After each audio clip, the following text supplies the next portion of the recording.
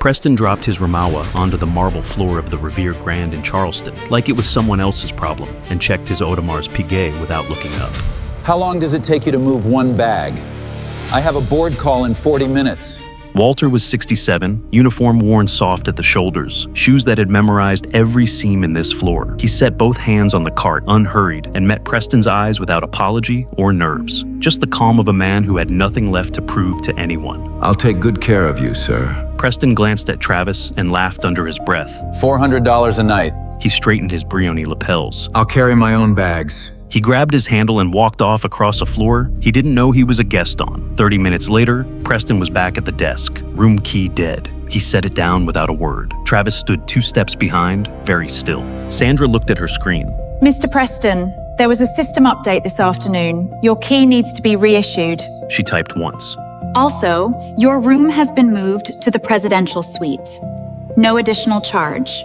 Preston frowned. Why? Sandra placed a small card on the counter and slid it forward. Mr. Harmon thought you might be more comfortable there. Preston picked up the card. Walter J. Harmon, founder and owner, Revere Hospitality Group. He read it once, then again. His jaw tightened slowly, the way a door closes before it locks. The color moved up from his collar to his face, the kind that doesn't come from heat. He swallowed once, set the card down flat, and his hand didn't move away from it right away. For a man who filled every room with his voice, the silence coming off him right now was loud enough to hear. Travis said nothing. Sandra said nothing. Across the lobby, Walter was holding the front door open for an elderly woman carrying 2 bags.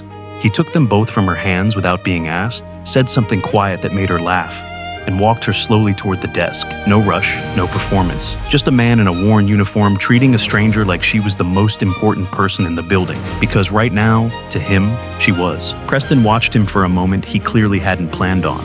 He picked up his own bag quietly, walked to the elevator, pressed the button and stood facing the closed doors. Behind him, without turning around, Walter spoke. The room is just a room, sir. What you carry in with you is the part that stays.